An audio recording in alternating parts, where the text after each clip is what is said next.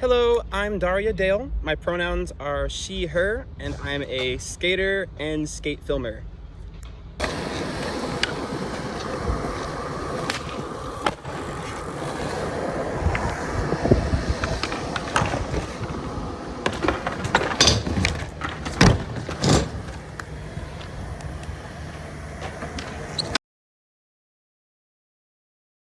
I've never seen more wholesome and toxic at the same time of a community as skateboarding, but like you can't have anything without yin and yang. So it's just like it represents balance on every level. I think that's what my best answer is, that skateboarding to me represents balance on the metaphysical and the physical, because you need physical balance, but also it's just like everything just seems right when you're on the board. Like everything just, it makes sense when I'm on the board. The rest of the world is chaos, but I step on the board and I'm like, okay, this makes sense. Just know that there's community out there, and there are people out there that will take you in and love you. And it's hard to find. It took me a decade to find a community of skaters that I can actually fuck with. But like, I look forward to going out skating again. Like there was a while where I couldn't. Like there was a couple of years where I didn't enjoy it because I had to go alone. But if you persevere, you'll find a community of people, and you'll be able to keep going. Just keep skating.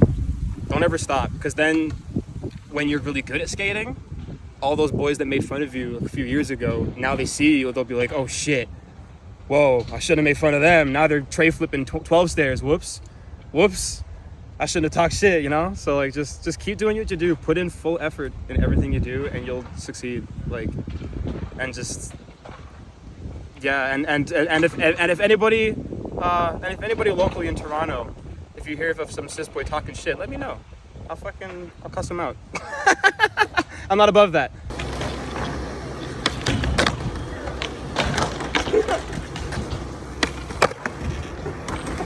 Fuck, I'll take it, yeah.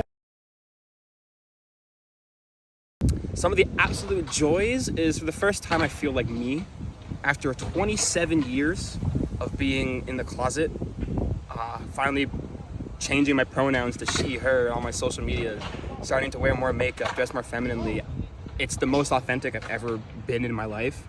That's how you know that it's not a choice, because of how much bigotry and sometimes flat out assault that happens to us. And yet I still do what I do.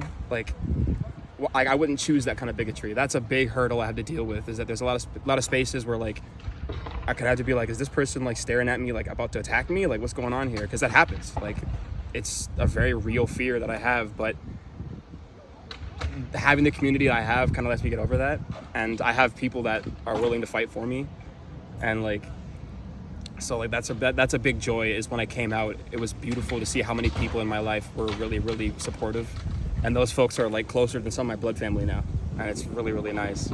So like, out of all the hatred, and like I can't even go to my local park anymore, so that's a big hurdle. But everything that comes from that, like I can't speak on it, but I had an awesome opportunity that I got to film lately. I signed an NDA. That's how dope it is. And if I wasn't being my authentic self, I would have never had the confidence to get that opportunity.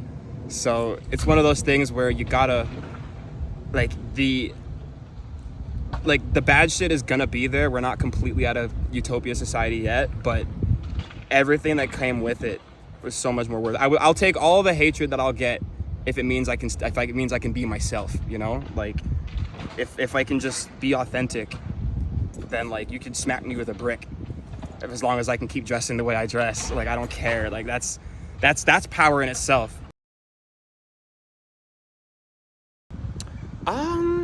So I'd be making Instagram videos all the time. You can find me at Daria.Dayle on Instagram. I'm constantly releasing edits. There is a project I'm working on. I can't give too many details of it, because I'm a firm believer that if you tell too many details of your project, you get a dopamine rush, and like this is the same kind of rush that you get from releasing the project. So I feel like I give more details when my projects are more 90% done. What I can say is I got a sick group of skaters that I've been filming for the past 2 years, and we're going to keep filming for the next couple of years. And it's going to be long. I'm going to try and make it as long as I can.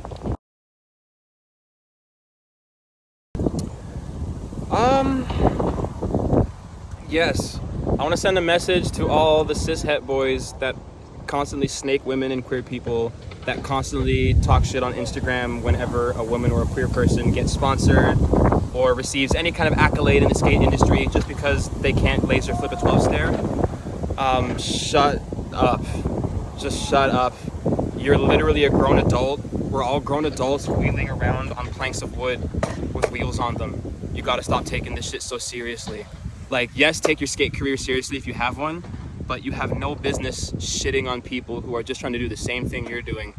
Only reason why we're not as good at your age is because folks like y'all would ostracize us from the park before we could even get a chance to skate. So now we're coming through en masse. We're taking over. And if you don't like it, you can get out of the way. It's wonderful that there's actually a lot of people who do like it and are really on board, and shouts out to my allies out there. It's wonderful to see that. But yeah, if you're hating on queer people and women in skateboarding, you're literally a loser, because like nobody benefits from that. You're not going to get more. If anything, you're going to get less sponsored. You're likely to get kicked off your team if you talk shit about us, because we're in that era now. So watch yourselves. We coming for that ass.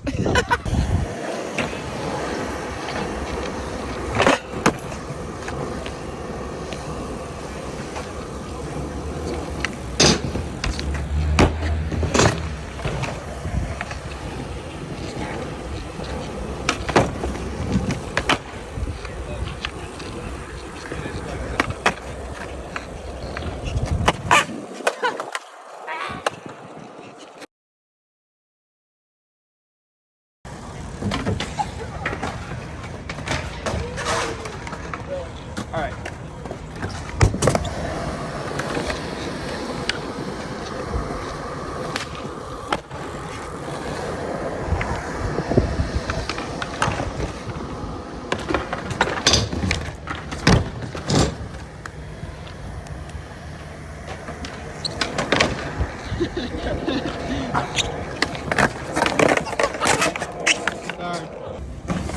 See, I'm pissed that I didn't stretch enough when I was a kid.